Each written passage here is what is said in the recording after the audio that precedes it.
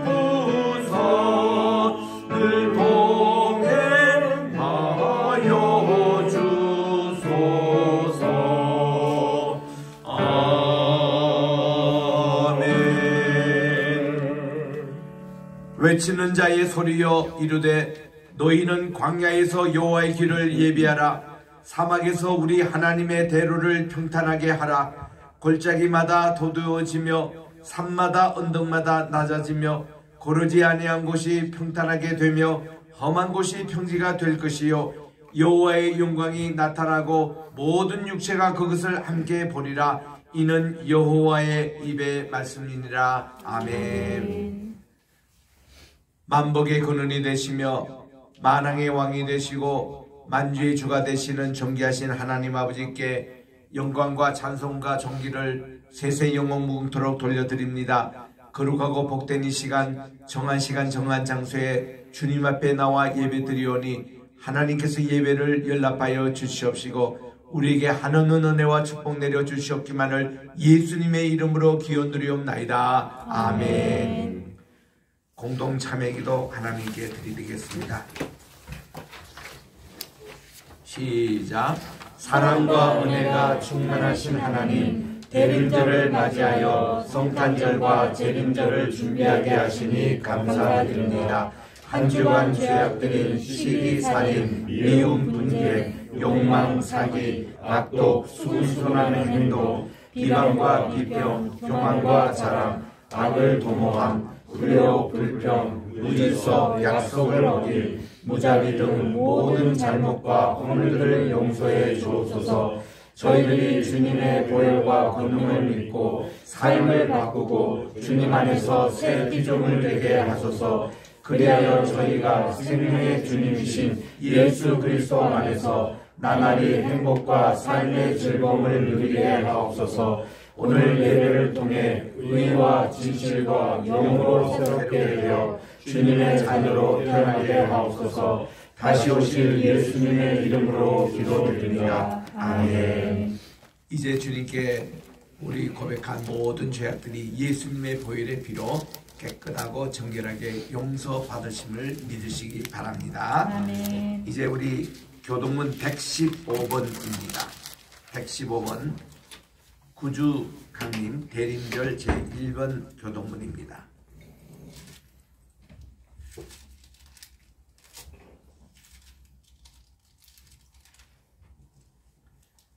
성문으로 나아가라 나아가라. 백성이 온 올길을 닦으라. 큰 길을 수축하고 수축하라. 물을 제하라. 만민을 위하여 기치를 들라. 여호와께서 땅끝까지 선포하시되 너희는 딸 시온에게 이르라. 보라 내 구원이 이르렀느니라. 보라 상급이 그에게 있고 보응이 그 앞에 있느니라 하셨느니라. 사람들이 너를 일컬어 거룩한 백성이라 여호와께서 구속하신 자라 하겠고 또 너를 일컬어 찾음받은 자여 버림받지 아니한 성읍이라 하리라.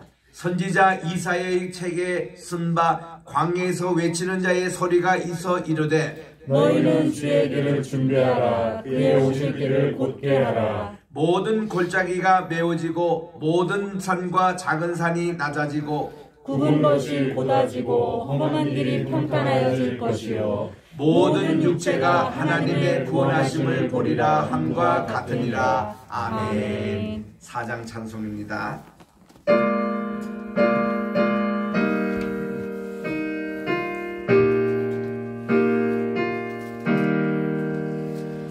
성부 성자와 성신 영원히 영광 받으옵소서. 대초로 지금까지 또 길이 영원 무고 성삼위께 영원.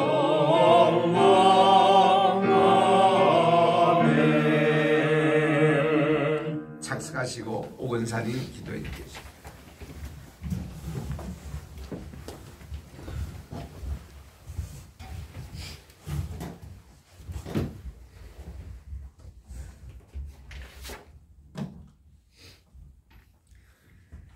사랑과 은혜가 충만하신 하나님 아버지, 지난 한 주 동안에도 저희를 함께하여 주셔서 오늘도 이렇게 건강한 모습으로 예배드릴 수 있도록 함께하심을 감사합니다. 한 주 동안에도 주님 말씀 속에 살아야 함을 알면서도 행하지 못한 저희를 용서해 주시고 지금 이 시간 예배드리며 회개할 때에 아버지 하나님 다 용서해 주시고 또한 예배드리는 이 시간 함께하지 못한 가족들이 있습니다.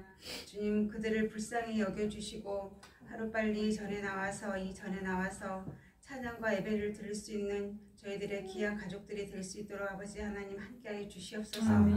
또한 아버지 하나님 아직도 코로나로 인해서 사람들이 고통받고 있으며 물가가 오름으로 인해 모든 사람들이 너무나 힘든 가운데 있습니다. 주님 특별히 우리나라 대통령을 위해서 기도하오니 국민들의 말에 귀를 기울이게 하시고 하나님을 두려워하는 지도자가 되게 하여 주시옵소서. 늘 지혜로운 지도자가 되게 하여 주시고 국민들이 존경하는 그런 훌륭한 자가 될 수 있도록 아버지 하나님 붙잡아 주시옵소서.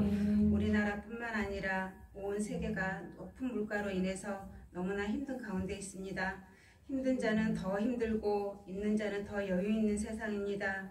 주여 아버지 시험에 이겨낼 수 있는 저희들이 되게 하여 주시고 견딜 수 있도록 주님 지켜주시고 도와주시옵소서.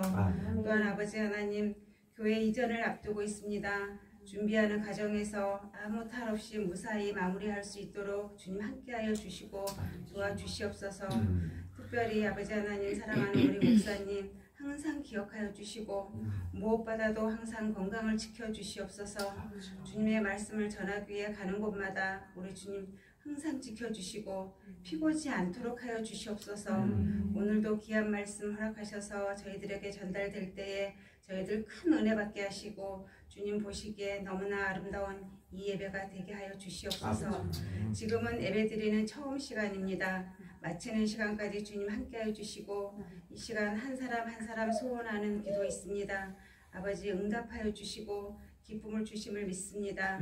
오늘도 저희들을 사랑하시고 함께 하시고 늘 저희들과 함께 하여 주시는 아버지 하나님 감사와 영광을 주님께 드리며 사랑이 많으신 우리 주 예수님의 이름으로 감사하며 간절히 기도드립니다. 아멘.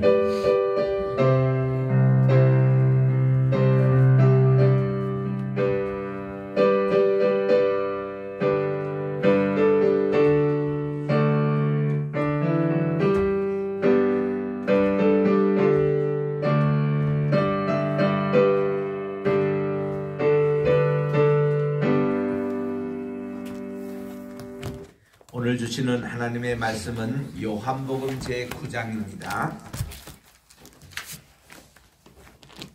1절부터 우리 10절까지 제가 봉독할 테니까 11절, 12절은 합독해 주시기 바랍니다. 요한복음 9장.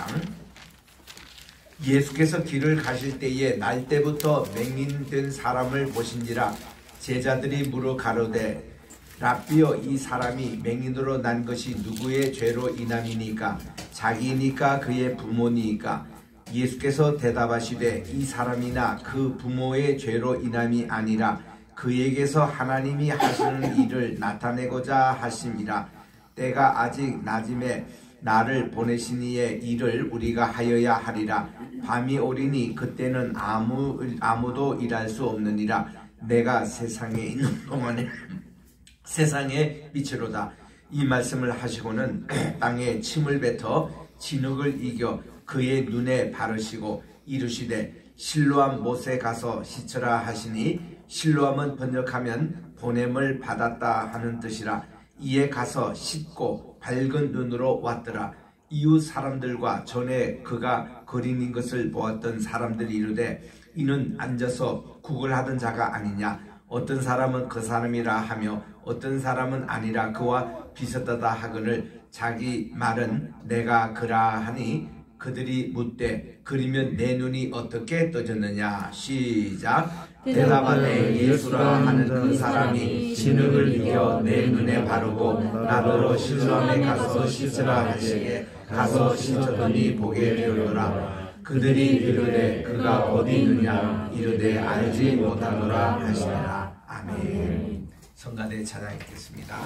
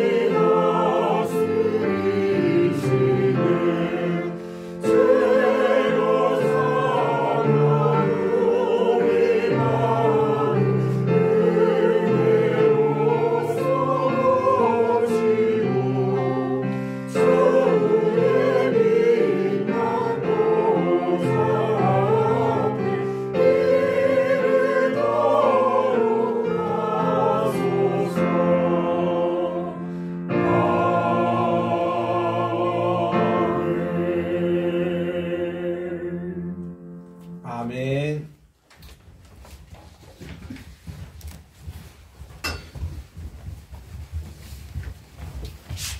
기도하겠습니다. 나의 입술의 모든 말과 내 마음의 묵상이 주님께 연락되기를 원하네.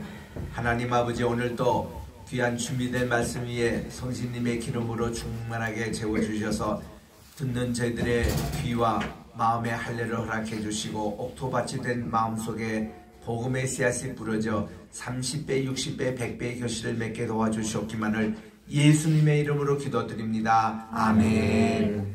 할렐루야. 아멘. 오늘 벌써 11월 마지막 주일을 맞이했습니다. 우리 교회 캘린더가 있습니다. 우리 세상 캘린더는 1월 1일부터 12월 31일까지 시작한 캘린더이지만 나라별로 국가별로도 캘린더가 있을 수가 있습니다. 종교적인 관례로 이스라엘에 가보면은 세속적인 칼렌더는 우리와 똑같은 것을 쓰지만 종교적인 칼렌더로서는 이제 이 로시 하샤나 이제 9월 중순경에 시작되는 창조절부터 1년이 이렇게 시작이 됩니다. 이런 캘린더를 쓰는 곳이 있고 또 불기를 쓰는 곳, 또 이슬람교에서는 이슬람의 그 캘린더를 쓸 수도 있습니다. 우리 교회에서는 철치 캘린더가 있어요. 이거를 교회력이라 그러는데 교회 달력에서는 오늘이 바로 시작입니다. 이 대림절, 강림절 혹은 대강림절이라고 하는 것으로 이게 시작돼서 내년 이제 이때까지 이 한 해가 이렇게 돌아갑니다. 그래서 우리 성탄절 앞두고 네 주일을 대림절이라고 그렇게 지키는데 오늘 그 첫 주가 되는 것입니다. 대림절은 예수님의 초림을 우리들이 축하하는 그런 절기입니다. 그러다 보니까 우리는 이제 예수님의 오실 이 재림을 우리가 준비를 하기 때문에 우리 재림과 또 함께 초림과 재림, 예수님이 다시 오심을 준비하는 그런 기간이기도 합니다. 오늘 우리 여기 강대상에 촛대 4개가 있습니다. 이거를 우리 대림절 촛대라고 그럽니다. 애드벤트 캔들스라고. 첫 번째 초는 이렇게 퍼플 컬러, 보라색입니다. 그리고 그 다음은 좀 붉은색까지 보이지만은 이것은 엷은 보라색이라고 할 수가 있습니다. 그리고 세 번째는 핑크 컬러, 이게 분홍색. 네 번째는 흰색. 이렇게 해서 4가지 초를 쓰는 것은 제 첫 번째로 오늘 우리 첫 번째 대림절은 이 뜻이 기다림의 주제입니다. 기다림과 소망에 대한 초를 켜고 있습니다. 그 다음 이제 짙은 이 색은 이제 우리에게 회개를 촉구하는 주의 길을 예배하라 할 때 회개 운동을 일으켰던 세례 요한의 그런 사역을 우리 기억하면서 회개를 하는 것이고요. 그리고 세 번째 이 촛대는 우리로 말하면 12월 둘째 주일입니다. 이때는 우리 성서주일과 같은 것으로 이때는 예수님의 사랑, 이 세상에 오신 목적이 주님이 구원해 주시고 사랑을 목적으로 해서 핑크 컬러를 쓰고 있고, 성탄절 바로 앞둔 그 전주를 우리가 이제 성탄주일을 준비하는 네 번째 대림절은 흰색 초를 얘기합니다. 이 흰색은 순결을 상징하는, 성결을 상징하는 것으로 우리 하나하나 초를 이렇게 순서대로 켜면서 예수님의 우리 초림 오심을 우리가 축하하는 그런 절기로 삼겠습니다. 우리 예수님께서 친히 말씀하시기를 마태복음 11장 14절에 보니까 오시고마한 엘리야가 바로 세례 요한이라고 이렇게 선언을 하셨거든요. 그건 왜냐하면 말라기서 4장 5절에 보니까 이 엘리야가 다시 오리라, 이것이 구약 성경의 마지막 예언이었습니다. 그 엘리야 주제 말라기서 말씀하시고, 그리고 마태복음이 시작됐던 요 기간이 한 400년이 흘렀어요. 이 400년이 흘리는 동안에는 하나님의 계시가 더 이상 임하지 않았고 하나님의 말씀이 더 이상 임하지 않았고, 요 기간을 신약과 구약의 중간기 시대라 그럽니다. 또 한편에서는 이것은 아무 계시가 없다고 해서 암흑기 시대라 그런 얘기를 합니다. 좌우지간 구약이 끝나는 그 마지막 것이 엘리야를 기다렸던 사역이거든요. 그런데 마태복음 3장에 보니까 드디어 엘리야, 다시 오마한 엘리야가 등장을 했습니다. 여러분, 엘리야가 누굽니까? 그분이 BC 850년경에 하늘나라로 그냥 승천하신 분이에요. 죽지도 않으시고 불말을 타고 이렇게 승천했습니다. 그리고 그분이 겉옷을 이렇게 떨어뜨려 줬는데 그 밑에 자기 제자가 되는 엘리사가 그 겉옷을 받았습니다. 받는 순간에 하나님이 엘리야에게 부어줬던 영감의 갑절을 이 제자가 받은 거예요.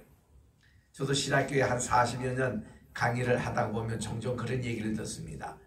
우리 윤 교수님이 가지고 계신 그 영감이 우리 엘리사에게 내리듯이 우리에게도 갑절이나 임하기를 원합니다. 그런 얘기를 종종 듣습니다. 난 그 얘기를 들을 때마다 참 기뻐요. 선생보다도 제자가 더 잘 되는 것을 참 기뻐하거든요. 제발 좀 그러시라고. 그런 얘기를 합니다. 우리 아버지보다는 자식이 더 잘 되는 것이 아버지의 기쁨이에요. 늘 아버지의 그늘 밑에서 자식이 크지 못하는 거, 그 불행한 일입니다. 그래서 이게 아버지보다도 아들이 더 잘 되는 거, 선생보다도 제자가 잘 되는 거 참 기쁜 일이거든요. 엘리야가 그의 그 영감의 갑절을 엘리사에게 부어준 거예요. 그래서 엘리사가 겉옷을 딱 들고 맨 첫 번에 하는 것이 금방 요단강을 건널 때에 이렇게 겉을 타치하니까 이 물이 끊기는 거예요. 그래서 마른 땅으로 지나간 겁니다. 그래서 우리 성경 퀴즈에 보면은 요단강이 3번이나 성경에 멈춰진 사건이 있다. 그 얘기하라. 그럴 때 맨 처음에 멈춰진 사건은 그 출애굽한 이스라엘 백성들이 가나안 땅에 들어갈 때 이제 요단강 저쪽으로 건너갑니다.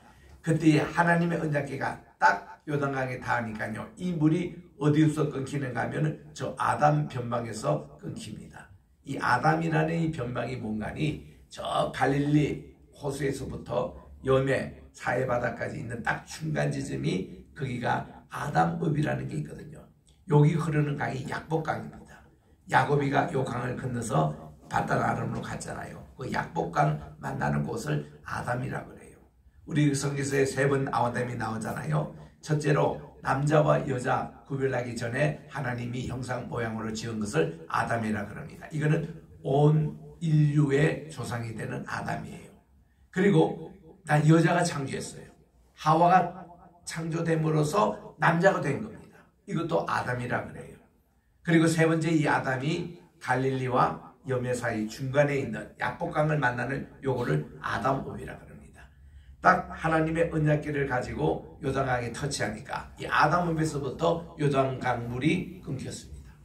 이때에 건널 때가 모밀, 그러니까 이 보리와 밀을 이렇게 수확할 때이니까 늦은 비로 인해서 요단강 물이 참 많이 있을 때입니다. 건기 때 요단강 가보면 그냥 말로 또랑물입니다. 얼마 폭폭이 그렇게 크지 않아요. 그런데 이 늦은 비가 내렸던 이 시기는 꽤 많이 강물이 이렇게 큰 강물입니다. 그게 거기서부터 끊겼어요.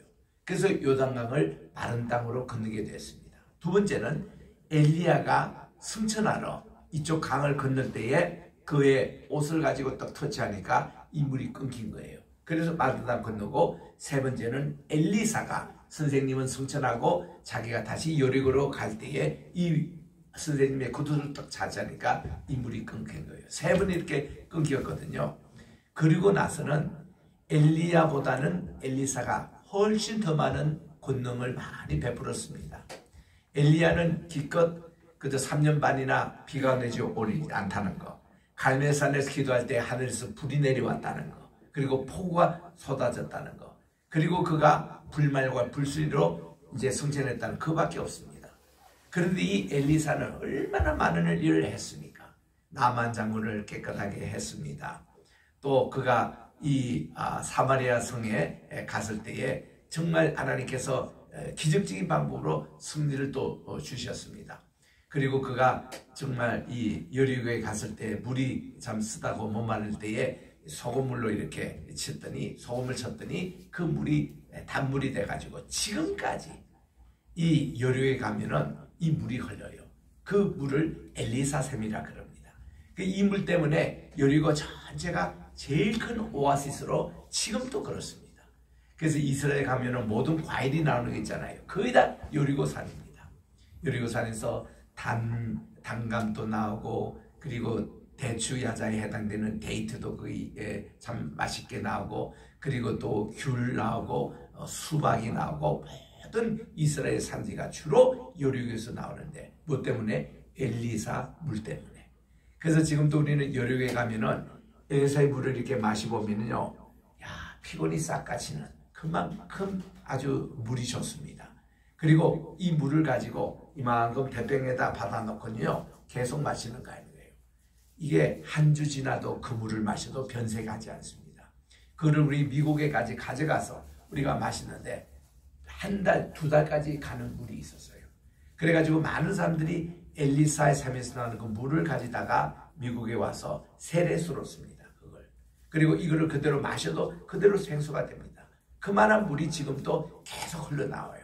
얼마 동안 지금 2800년 동안이나 이게 흘러나오고 있는 것이 엘리사 샘이라고 합니다.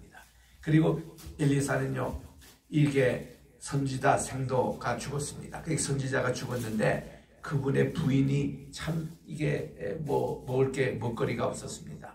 그래서 하소연을 하니까 내 집에 무엇이 있냐? 우리는요 빚도 많고 우리 집에는 아무것도 없는데 그냥 기름을 담았던 이게 그릇이 몇 개 있습니다 했더니 너 동네 가서 그 그릇을 되도록 많이 빌려라는 거예요. 방 안이 가득 찰 정도로 빌려라는 겁니다.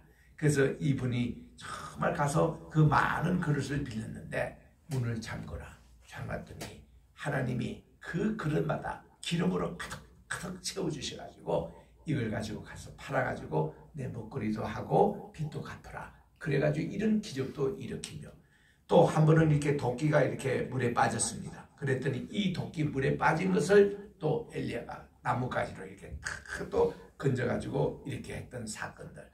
보통 이 엘리사가 한 일이 한두 가지가 아니었습니다. 이게 선생님의 영감을 받아서 했던 그 바로 엘리야가 승천했던 그 장소에 지금 가보면요, 그 장소를 베단이라 그래요. 이 베단이라는 게 성경에 두 번이 나오거든요. 예루살렘 성전에서 걸어가서 5리 정도 되는 거리에도 베단이 마을이 있습니다. 그런데요, 여기 지금 세례 요한이 있었던 이 베다니가 바로 엘리야 선생님이 승천했던 그 장소입니다.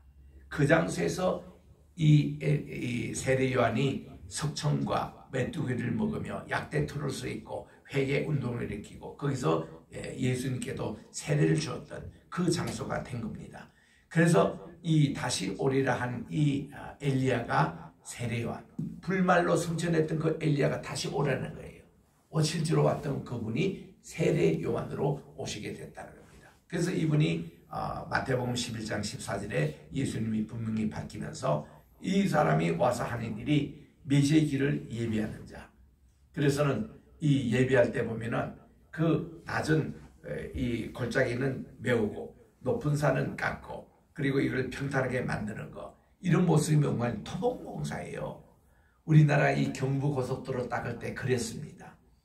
고속도로를 닦을 때 보면은 산이 오면은 터널을 파고 그리고 또 이런 낮은 곳을 있으면 다리를 교량을 넣어가지고 그거를 꽉 하고 이거 굽은 길 있으면 곱게 만들고 그리고 또 불퉁불퉁한 거 있으면 평탄하게 아스팔트로 만들어가지고 차가 하고 이런 것이 그 당시에 왕들이 행차할 때 모습이었습니다. 왕이 어느 말에 행차한다면 그렇게 길이 난 거예요. 왕의 대로라고 그럽니다. 세종대왕이 이렇게 눈에 안질이 있어가지고 이걸 고치기 위해서 저 청주에 가면은 초정 이 물이 나오는 데 있지 않습니까? 그 약수예요. 그게 좋다고 해가지고 거기 올 때 보니까 쫙 행렬해서 왕의 대로를 만들었더라고요. 그래서 여기서 3개월을 있으면서 눈 이렇게 안질을 해서 다 나왔습니다. 지금도 그 청주에 가면은 그 물이 나와요. 보면은 아주 탄산수물로 돼가지고 샤워도 하고 마시면 꼭 사이다처럼 그런 탄산수가 나오는데 세종대왕이 있던. 근데 그 왔던 그 길을 쭉 보면은 그게 왕의 대로가 난 거예요. 그 수원성이 정조의 고향입니다. 해경궁씨가 있었던 고향입니다. 정조가 왕이 됐을 때 참 그분은 효자였어요. 그래서는 자기 어머니를 뵈러 가는데 얼마만큼 효자 같으면은 그 수도를 수원에 옮기고 싶을 마음 정도로 이렇게 오는 겁니다. 그래서 이제 지금도 해경궁씨의 그 글때 보면은 그 밑에 이 도로에 보면은 그때 왔던 행차했던 것을 그림으로 남겨져서요. 어마어마한 인력이 온 겁니다. 심지어 보니까 1700명이 말을 타고 정조를 모시고 어머니를 뵈러 1년에 한두 차례 이렇게 왔던 곳. 그래서 이 수원성은 이 정조왕의 효도, 자기 아버지가 되는 사도세자 묘가 거기 있습니다. 그리고 이제 그분을 다 나중에 복귀를 시켜줬죠. 그리고 또한 자기 어머니를 효도했던 그 장소가 있습니다. 그 정조의 수원이 수원성입니다. 내일 저희 게세마네 신학교가 이제 이번 가을 학기 종강입니다. 오전에는 강의를 하고 오후에는 수원성을 투어하게 돼 있습니다. 지금 그런 장소를 내일 한 3시간 정도 이렇게 투어하려고 지금 하는데 수원에 가면 참 좋아요.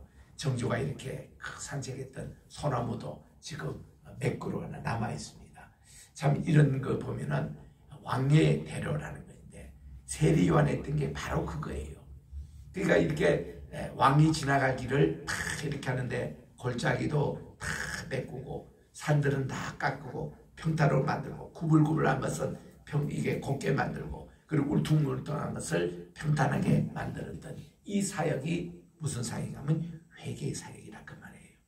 예수님이 오시는 것을 준비하는 것이요.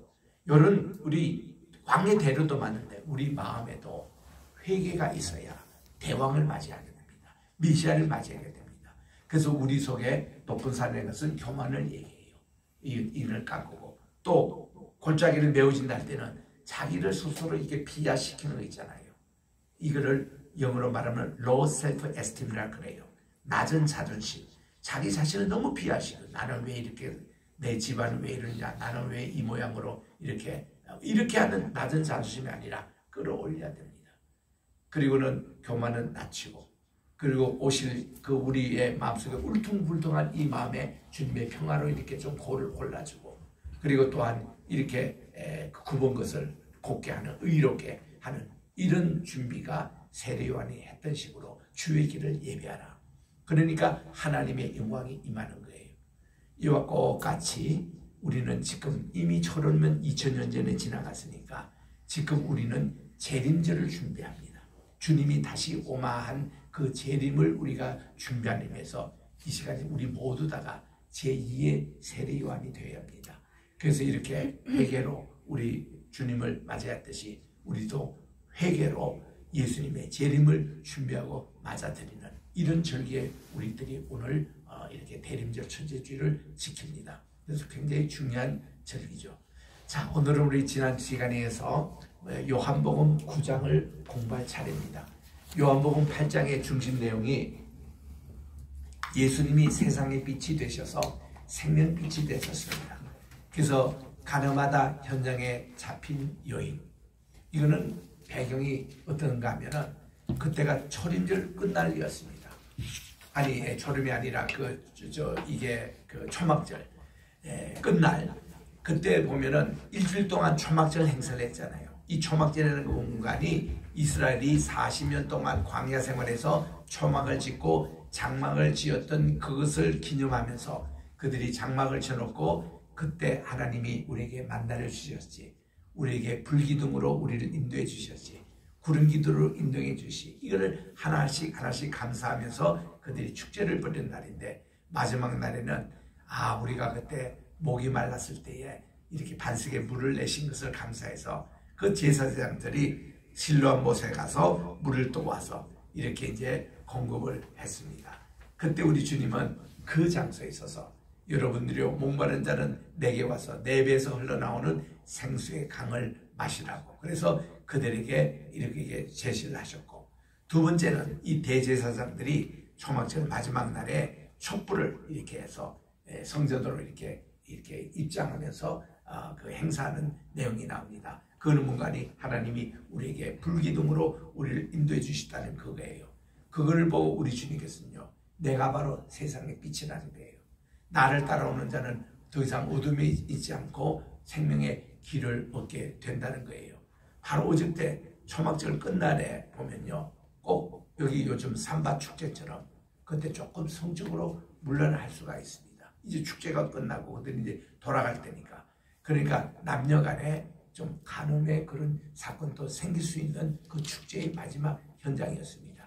그런데 그때의 그 현장에서 잡힌 한 요인이 있었다는 거예요.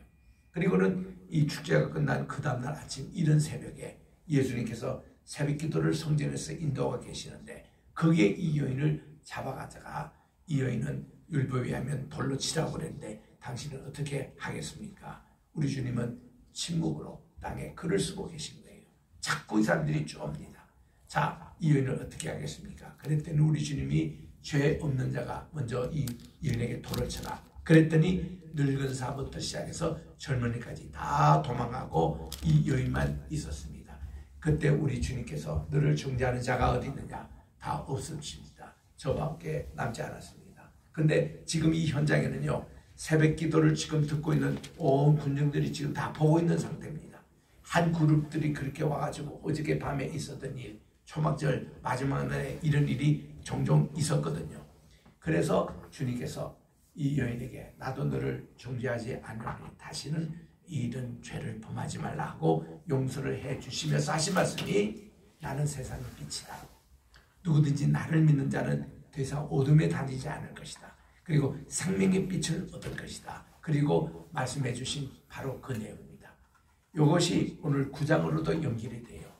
예수님이 바로 우리의 세상의 빛이라는 것을 여기서 말씀해 주신 것인데, 이게 길을 가다 보니 여기에 나면서부터 한 번도 보지 못한 맹인을 만나게 됩니다. 우리 여기에도 남산 그 앞에 가보면은 맹인 우리 교회가 있는데 여기 분들에게 우리가 물어봅니다. 우리 성경에 보면 소경이라고 나오고 또 이제 요즘 현대 번역은 맹인이라고 나오고 그리고 또 요즘은 흔히 시각장애인의 말로 다 우리가 바꿨습니다. 이 세 마디 가운데 어느 것이 가장 여러분들에게 편안하느냐 하면은 이분들이요 시각장애우가 제일 자기에게 편한 말이라고 얘기합니다.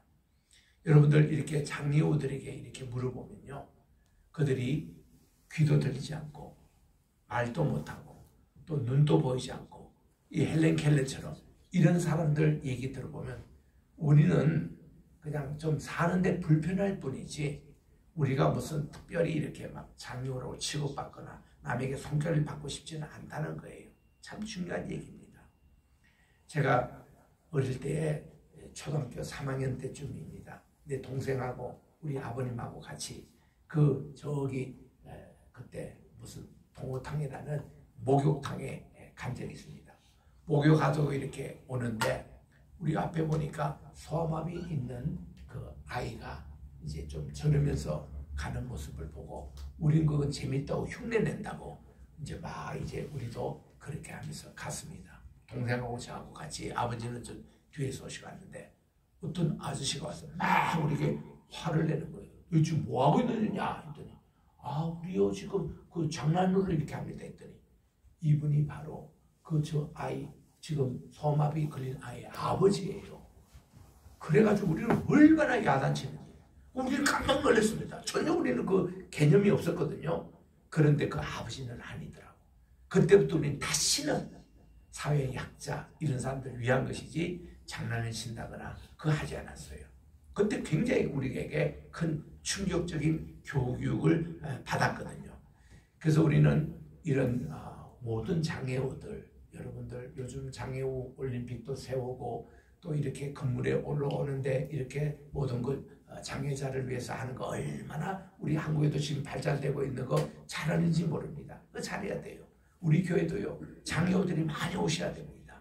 누구든지 우리 교회는 다 오셔야 돼요. 이런 이게 이제 예수님의 그 마음이고 태도신데 이렇게 나면서부터 보지 못하는 시각장애우입니다. 이분이 있는 거예요. 그러니까 이제 이분이 저만 있는데 들리지 않는 상태에서 제자들이 예수님께 말씀합니다. 주님, 저 사람의 왜 살면서부터 한 번도 보지 못하는 이 일을 자기 부모죄 때문이니까 이 사람 자신의 죄 때문에 저렇습니다 하고 이게 물었던 겁니다. 여러분 이게 질문 자체가 잘못된 거예요. 이 꼭 같은 질문이 불경에도 나옵니다. 부처의 제자들이요 그렇게 물었거든요. 이게 누구 죄 때문에 그랬냐 했더니 부처가 대답하기를 저거는 전생의 업본이라. 불교에서는 이 윤회선을 믿습니다. 전생과 현생과 내생이 있어가지고 이렇게 돌아가기 때문에 모든 생물체는 다 이 윤회설에 갇혀 있다는 거예요. 그래서 전생에 동물로 난 자가 현생에 인간으로 태어나고 또 현생에 있는 인간이 내생에서도 잘못하면 동물로 또 태어날 수 있다는 거예요. 그러니까 이게 돌아가는 게 불교의 윤회설입니다. 그거 잘못된 거거든요. 전혀 하나님의 창조설하고는 잘못된 겁니다. 그래서 이 불교에서는 구원이라는 그런 개념이 뭔가니 윤에서 벗어나는 거예요. 이 윤에서 벗어나서 이거를 열반의 세계라 그럽니다. 그래서 그들이 이제 들어가서 열반의 세계라는 것은 이 극락의 세계, 이래서 윤에서 벗어나서 다시는 그런 업보에 관계없이 사는 것, 이건데 우리 기독교에서는 이미 우리는 그런 열반이 아니라 전생 내생 이거를 이 윤에서는 하나님의 뜻대로 우리는 창조해 주셨고 하나님의 형상과 모양대로 창조된 우리 인간이 처음부터 우리는 청지기 하나님의 대신으로 온 세상을 다스리는 그런 사람으로 태어난 거예요. 그러니까 이런 내용인데, 그래서 이 부처가 얘기하는 거 이거는 전생의 업보라고 그렇게 얘기합니다. 이런 사상으로 믿기 때문에 불교인들은요 어떤 미생물이든지 함부로 죽이지 못해요. 왜냐하면 이것이 또 내생에 뭘로 태어날지 모르니까, 심지어 이거 왕자로 혹은 왕으로 태어날 수도 있다고 그렇게 믿으니까 못 죽여요. 그래서 생명의 경외라는 그런 사상이 있습니다. 물론 이 사상이 그 슈바이처 박사에게 영향을 끼쳐가지고 이분도 그 영향을 받아서 아프리카에 가서 많은 사람들을 이렇게 참 생명의 경외를 가지고 사랑해주고 그들을 고쳐주고 이런 좋은 선교 사역을 했습니다만은, 이게 이제 윤회설로 가버리면은 그 다음에 또 어떤 걸로 태어날 것인가 이런 것을 이렇게 얘기하면은 좀 달라지는 거예요. 근데 우리 성경은 분명히 말하기를 인간은 사람으로 본래 태어나서 우리 한 인간만이 영과 혼과 육을 가지고 있습니다. 그래서 우리는 죽더라도 영과 혼은 하나님의 또 다스려 주시는 그 세계에 가게 되어 있는 겁니다. 그러나 인간 일반 짐승은 이 혼세계이지 영세계는 없어요. 혼과 육이 있어가지고 그들이 죽으면 그걸로 끝납니다. 영의 세계가 따로 없습니다. 그러니까 이 동물을 위해서 무슨 장례식을 한다든가 동물을 뭐 추모한다든가 이건 다 잘못된 거라고 되어 있습니다. 전도서에 보면은 사람이 죽으면 영이 하나님에게 가게 돼 있어요. 그러나 이 짐승의 혼은 땅에 꺼지게 돼 있습니다. 그걸로 끝납니다. 더 이상 짐승에 대해서는 추모라는 게 필요가 없는 겁니다. 그게 성경적이에요. 그래서 이제 이런 질문을 하니까 예수님의 대답은 부모 때문에 그랬다, 그 사람 자신의 죄 때문에 얘기한 게 아니라 오늘 본문 말씀은 하나님의 하시는 일이 있다는 거죠. 하나님의 일 때문에 이렇게 됐다고 그렇게 합니다. 이게 무슨 일이 있겠어요? 오늘 예수님이 이 사람을 고쳐주는 겁니다. 그래서 예수님이 하나님께 영광을 돌리는 이 일로 설명하는 거예요. 또 이제 우리 2주 후에 살펴보겠습니다만 나사로가 죽었습니다. 예수님이 아주 가장 아끼는 친구 나사로가 죽었습니다. 그래가지고 죽었다는 소식을 듣고도 예수님이 곧장 가시를 안 하셨어요. 3일 만에 가야 이 소생할 수 있는데 4일째 돼야 이렇게 도착을 하시게 됩니다. 이거는 더 이상 소생할 수 없다는 그 시간에 우리 주님이 도착하셔서 나사로를 살리셨거든요. 그때 이제 제자들이 물으시는 거, 왜 예수님이 늦적하게 왜 속히 가지 않으십니까? 하는 그런 걸로 했어요. 나사로가 죽었다는 이 소식을 듣고 11장 4절에 보니까 이거는 하나님의 영광을 위해서 그가 죽었다는 겁니다. 그때는 이해를 못했죠. 근데 죽은 지 나흘 만에 도착해서 나사로가 살아나니까 이걸로 인해서 예수님을 많은 사람들이 믿게 됐습니다. 예수님이 7가지 기적을 행하는데 죽은 자가 살아났다는 것은 이거는 큰 일이었거든요. 그래서 주님이 더 영광을 받으시게 됐는데, 그래서 우리 성경에 있는 모든 일은 전체 끝까지를 봐야 돼요. 그래야 전체가 영향인데 요 하나만 가지고는 오해가 될 수 있는 설입니다. 그런 식으로 우리 주님이 대답을 하시는 거예요. 그리고서 말씀이 아직도 때가 낮으니까 인자가 일을 해야 된다는 겁니다. 그러나 이게 밤이 되면은 더 이상 일을 못한다고 말씀하시고서는 그 시각장애 오해로 가는 겁니다. 자, 낮이 있을 때 우리는 일할 수 있다, 이런 개념이 우리 기회는 늘 오지 않는다는 겁니다. 우리가 기회 있을 때 열심히 해야 된다는 거예요. 이런 것으로 우리 서부 개척할 때에 미국에서 서부 개척은 1850년부터 1924년 서부로 개척하는 이거를 서부 개척지대라 그럽니다. 그 존 F 케네디 대통령이 대통령 당선됐을 때 그때의 선거 구호가 뭔가니 New Frontier Spirit, 새로운 개척 정신이라는 이 캐치플레이 가지고 그가 대통령 당선됐거든요. 그래서 이 서부 개척할 때에 이들이 불렀던 찬송가가 오늘 이 요한복음 9장 4절에 있는 말씀대로 이제 이 기회가 될 때에 우리 이거 열심히 일하자, 이걸로 가지고 서부 개척을 하게 됐습니다. 이 아침부터 우리들이 열심히 일을 해서 일할 수 없는 밤이 속히 오리라. 그러고는 그들이 계속 이런 개척 운동을 했다는 구절이 여기서 나옵니다. 그런 예수님과의 대화를 하시고 나서는 우리 주님이 그 시각장애인에게 접근했습니다. 그리고서는 이 사람에게 우리 주님이 침을 튀겨가지고 진흙에 섞어서 이것을 그분의 눈에 이렇게 발라주십니다. 이분은 지금 예수님 뭐 하는 거 전혀 모르고 있습니다. 이것도 보이지도 않고, 그죠? 근데 예수님이 침으로 진에게 뒤어서 눈에 발라주고서는 자네 저기 밑에 실로암 못에 가서 시천하고, 바로 그저께 대제사장이 저기서 물을 길러왔던 바로 그 장소에 가서, 실로암이라는 뜻이 보냄을 받았다는 뜻이거든요. 이사야에 보니까 실로아라고 나오는데 그 보냄을 받았다는 것입니다. 그래서 이 청년이 그들 말씀에 순종해서 가서 눈을 이렇게 씻었더니 눈이 이렇게 다 시력이 회복이 된 겁니다. 회복이 된 겁니다. 물론 예수님께서요, 이거를 발라주시면서도 눈이 뜨여라 하면 뜨여집니다. 우리 예전에 우리 주님이 그 바디메오라는 분이 만났는데 그 요리교에서 만났거든요. 그분이 내 시력을 좀 이렇게 긍휼히 여달라 했더니 소를 지를 바람에 제자를 만류하는데 만류하지 마라 하고서는 바디메오에게 그 믿음을 보시고 시력을 고쳐주셨습니다. 이분은 뭐 씻고 만지고 뭐 어디 가서 한 게 아니고 말씀 한마디로도 그렇게 시력이 회복이 됐거든요. 이 청년에게도 주님이 그럴 수가 있는데 주님은 해놓고는 실로암에 가서 씻으라고 그랬습니다. 이거는 마침 엘리사 시대 때에 나아만 장군이 이렇게 아람 군대 장관이었는데 문둥병이 걸렸어요. 와서 엘리사 선생님의 가면 고쳐줄 것입니다. 거기서 잡혀온 요정이 그 귀뜸을 줘가지고 그가 여기까지 선물 보따리 들고 왔는데 선생님은요 밖에 나오지도 않고 쳐다보지도 않고 장군이요 저기 요단강에 가서 7번 목욕하세요 그랬더니요 화가 났습니다. 아니 내가 오면은 그래도 이거 7개 자기보다 이 종주국에 지금 군대장이 왔는데 좀 예의도 갖추고 그렇게 하는데 뭐 나오지도 않고 뭐 와서 뭐 안수기도 뭐 그런 것도 없고 그냥 요단에 가서 7번 요단 그 목욕을 해라고 하니까 아니 우리나라에 그 아람 그 시리아에 보면 다메섹에 큰 강이 흐르는데 그 강이 요단강보다는 훨씬 좋은 강이거든요.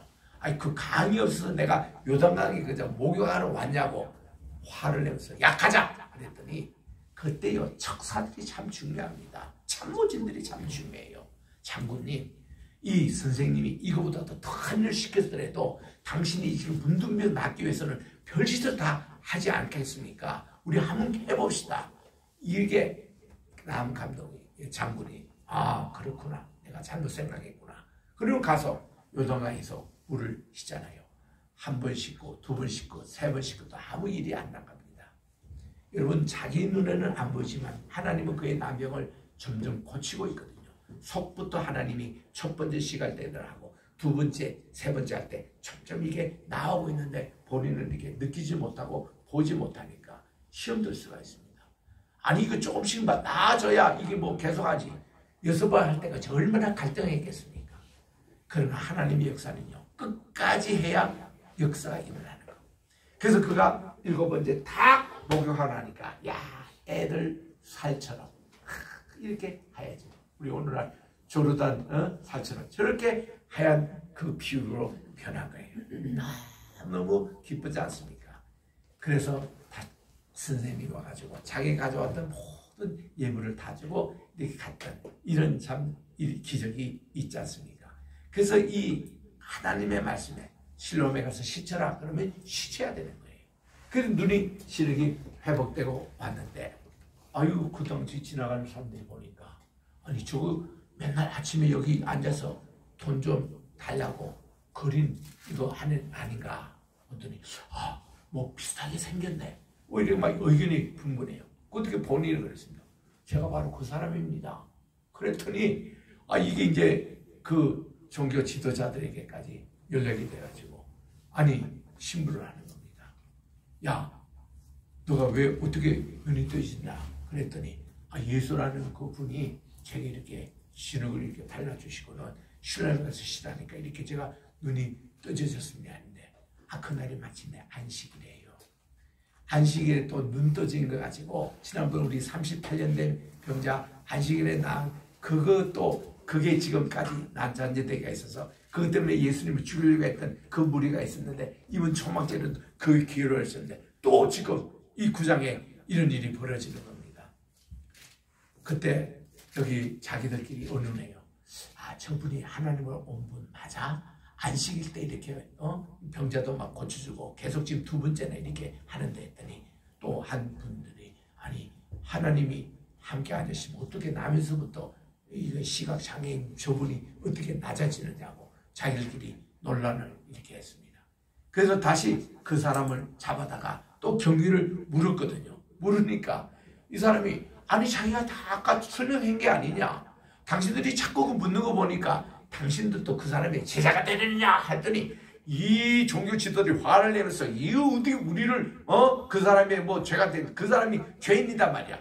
아니 죄인이 주를 나게 하냐고. 나는 뭐 그분이 죄인이지 아닌지 난 모르는데 어쨌든 내가 눈이 다시 회복된 게 아니냐. 자 이거 보면요. 이 시각장애된 이 사람이 신앙적인 것이 단단했습니다. 그리고 그 후에 예수님 손짓을 만났거든요. 내가 인자를 믿느냐? 예, 제가 그분이 누구신지는 제가 믿겠습니다. 바로 내가 눈을 시력을 해봤던 난데 이 인자를 믿겠나? 아유 제가 믿겠습니다. 막 절을까지 합니다. 예수님께 예배까지 드리는 거예요.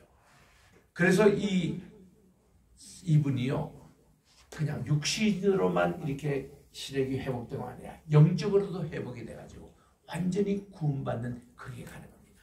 그 도중에 보면은 이 사람의 부모들을 또 만나는 거예요. 이 사람들이 요 환자 이제 그 시각장애에서 회복된 이 사람은 고집이 있어가지고 절대로 예수님을 부인하거나 뭐 이거를 좀 해야 자기들 좀 일을 예수님을 체포하고 뭐 이렇게 하는데 이게 도움이 되는데 전혀 이 환우는 거기에 대해서 끔찍 안 하니까 부모를 잡아다가 이게 또 신문을 하는 거예요. 이 진짜 당신의 자녀 맞냐 이거야. 맞다는 거야.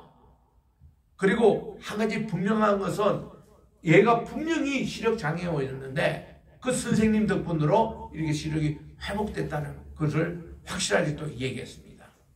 왜냐하면 그때에는요 이게 유대교 종교 그 지론권이 꽉 잡고 있기 때문에 누구든지 자기들을 반대하는 예수라는 분을 믿기만 하면 출교하기로 결의를 했던 것을 이 부모를 알기 때문에 말을 조심하는 겁니다.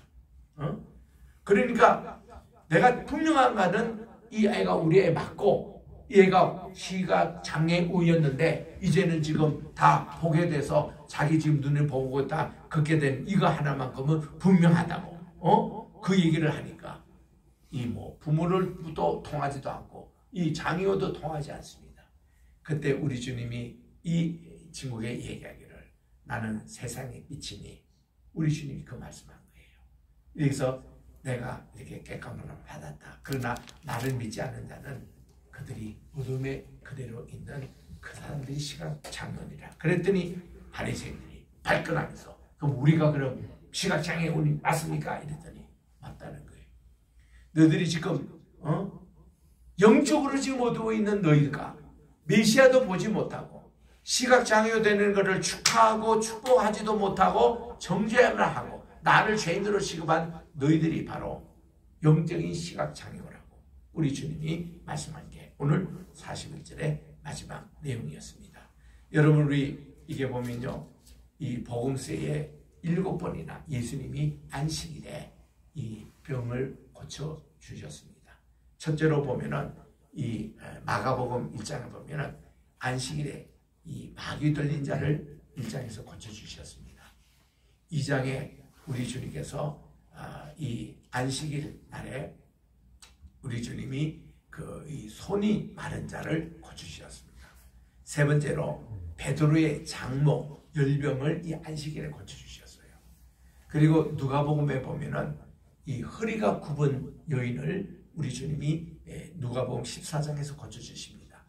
그리고 14장에 가보면 누가복음 14장에 가자면 고창병, 우리 개역행에는 수창병으로 나오는데 몸에 이제 뭐 두드리 나는 이런 병이 같대요. 이거를 우리 주님께서 고쳐 주셨습니다. 그리고 요한복음의 2건 38년 된 병자, 그리고 오늘 이렇게 시각장애인 7번이나 우리 주님이 안식일에 도와주시고 고쳐주신 사건인데, 우리가 이거 보면은 우리 시각장애인 이거를 물을 밝혔다. 두 가지를 우리가 생각할 수 있습니다. 첫째는 우리 이 시각장애우라는 이런 개념은 이게 눈은 보지 않지만 심미안이 발달된 분들이에요. 시각이 낮아진 분들은요 굉장히 암기력이 뛰어납니다. 몸의 다른 기능이 발달이 돼요. 그래서 이분들은 눈을 감고 있어도 육은 안 보지만 심미안, 마음으로 보는 것은 굉장히 발달되어 있습니다. 그래서 이런 내용들을 여기서 보게 되거든요. 두 번째는 우리가 이 눈에 관계되는 것으로 보면은 관점이라는 것이 있습니다.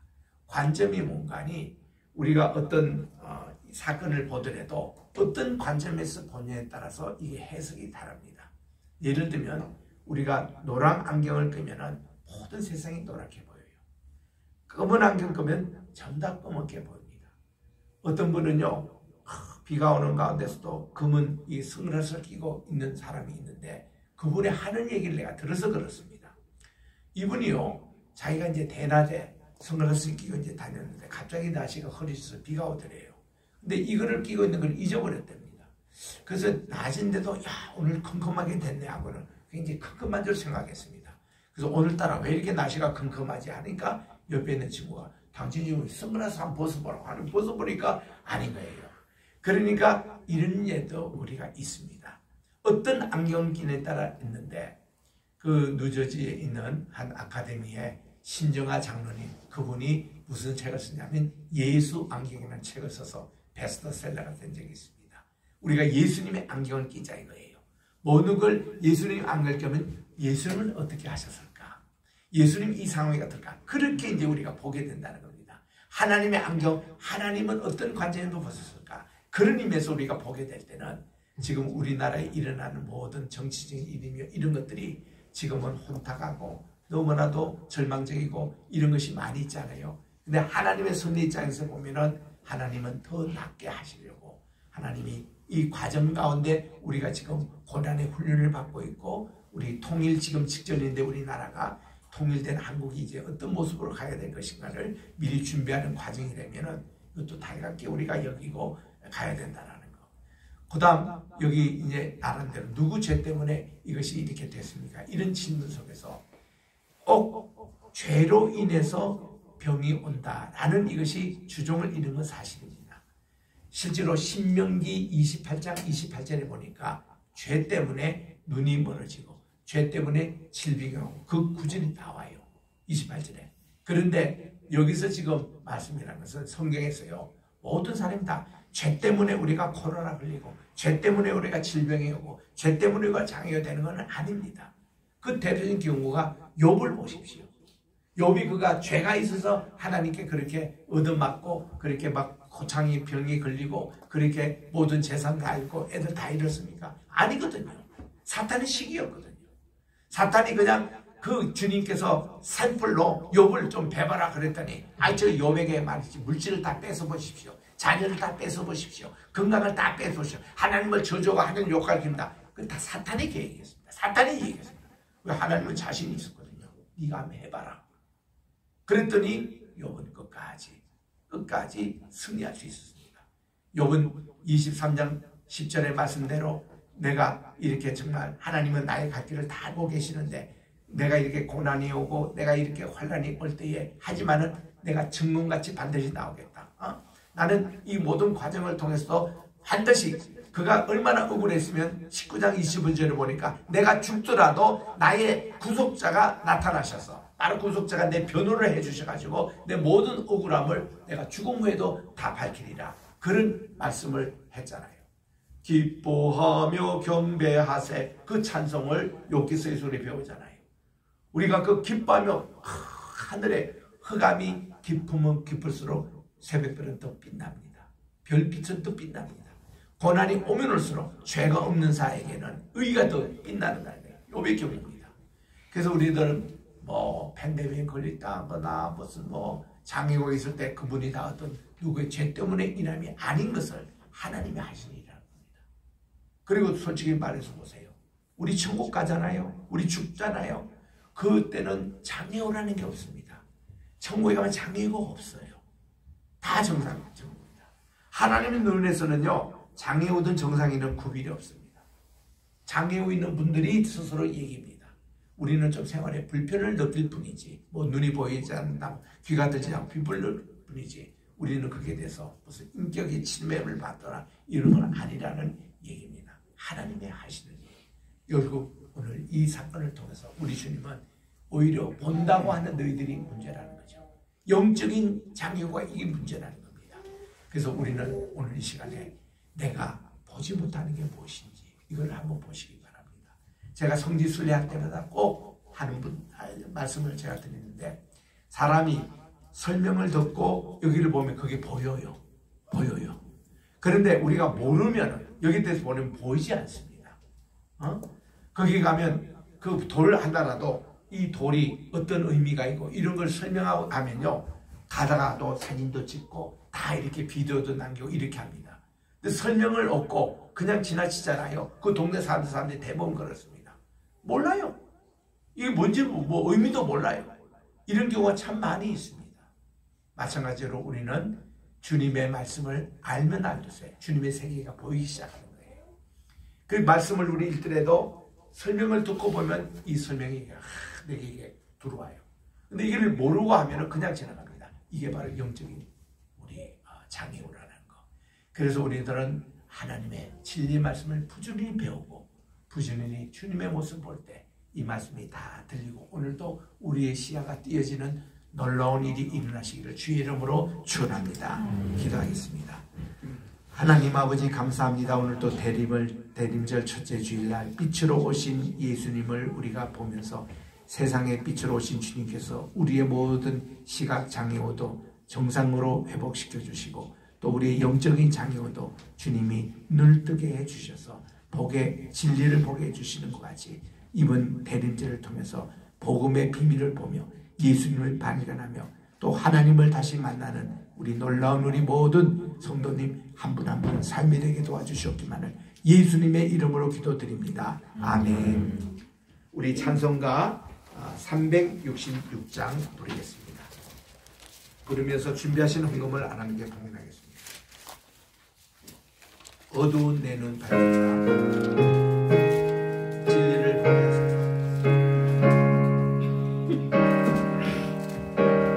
기도하는 마음으로 찬송 부르겠습니다.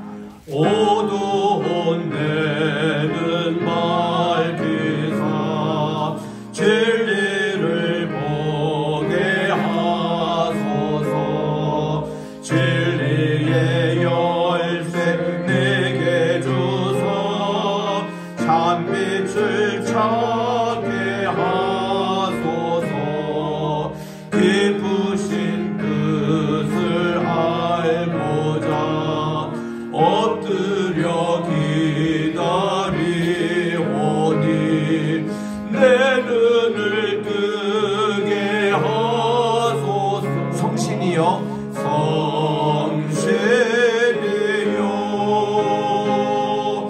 막혀진 내 귀 여시사 주님의 귀하는 선은 이 귀로 밝힌 들을 때에 내 기쁨 한량 없겠네.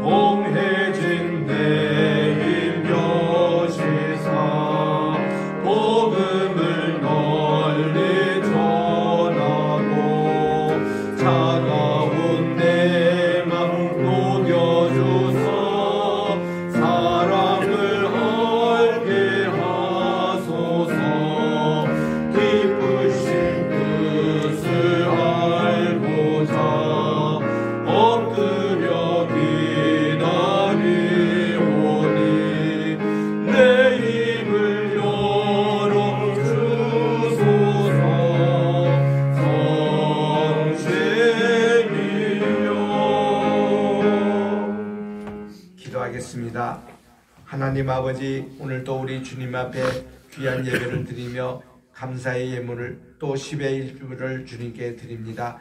하나님께서 예물을 받아주시고 하나님 드린 손길마다 하나님 연락해 주셔서 주일연금 안소희 성도님 드립니다. 또 무명으로 또 이제 이성진 성도님 드립니다. 또 주일연금 무명으로 또 우리 박주영 양 주님께 드립니다. 하나님께 감사 예물로 박인칠 목사님 가정 하나님의 은혜 감사드립니다. 이경래 형제 하나님께 감사 예물로 드립니다. 또 오선미 권사님 주님 감사합니다. 재현이의 앞날을 항상 함께하여 주시고 한 주 동안에도 사랑하는 효정이 면접 잘 봐서 좋은 결과 나오도록 기도드립니다. 하나님 이 모든 예물을 받아주시고 믿음의 응답으로 받는 아직 우리 성도님들의 가정이 되게 도와주시오며 아버지 하나님이여 가정에 또한 모든 재정적인 것 건강의 축복, 자녀의 축복, 미래의 축복, 직장 또 우리 사회의 축복 하나님께서 풍성하게 허락해 주시옵기만을 예수님의 이름으로 기도드립니다. 아멘. 다 일어나셔서 1장 찬송으로 하나님께 영광 드립니다.